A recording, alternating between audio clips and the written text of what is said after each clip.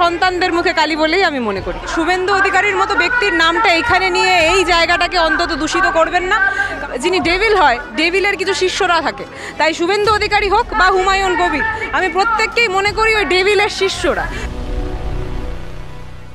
একেবারেই আজকে সংহতি দিবসের দিন, কিন্তু একই দিনে শুভেন্দু অধিকারী তিনিও কিন্তু পথে নামছেন। বাবরি মসজিদ আজকের দিনে ভাঙা হয়েছিল, তিনি কিন্তু রাম মন্দিরের উদ্দেশ্যে আজকে পথে নামছেন।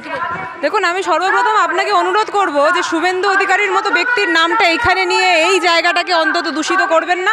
কারণ বরাবরই যেই ব্যক্তিটা বিভেদের রাজনীতিতে বিশ্বাস করে এসছে এবং বিভেদের রাজনীতি করে এসছে, সেই মানুষটার নাম যখন সংহতি দিবসে আমরা উল্লেখটুকু করছি, আমি মনে করি সংহতি দিবসকে অসম্মান করা হচ্ছে।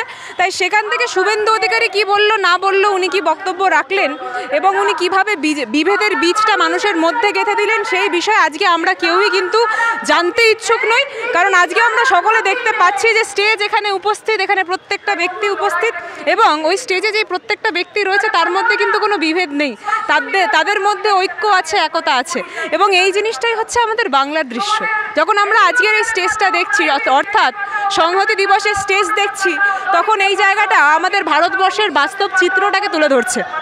এবং এই স্টেজটা সেই প্রত্যেকটা ব্যক্তির মুখে একটা কালি, যারা ভারতবর্ষকে বিভেদের রাজনীতিতে ভাগ করার চেষ্টা করেছে বরাবরই, এবং মূল অর্থে স্বাভাবিকভাবে বিজেপি এবং বিজেপির প্রত্যেকটা সন্তানদের মুখে কালি বলেই আমি মনে করি। মানে আপনাদের দলেরই তো একজন বিধায়ক হুমায়ুন কবির, তিনি কিন্তু আজকের দিনেই বাবরি মসজিদের ভিত্তিপ্রস্তর স্থাপন। দেখুন, আপনি হয়তো একটু ভুল করছেন। সাসপেন্ডেড বিধায়ক, সাসপেন্ড কথাটা বেশ গুরুত্বপূর্ণ কথা, জানেন তো। এবং আমরা প্রত্যেকে একটা কথা বরাবরই বলে এসেছি যে তৃণমূল কংগ্রেস কিন্তু ছাঁকনি দিয়ে ছাঁকতে জানে, এবং সেই দৃশ্যটা গতকাল আমরা আবারও দেখেছি। এবং যেই ব্যক্তিটার নাম, আমি ওনার নামটাও এখানে নিতে চাইছি না, কারণ বরাবরই আমরা দেখেছি যে যিনি ডেভিল হয়, ডেভিলের কিছু শিষ্যরা থাকে।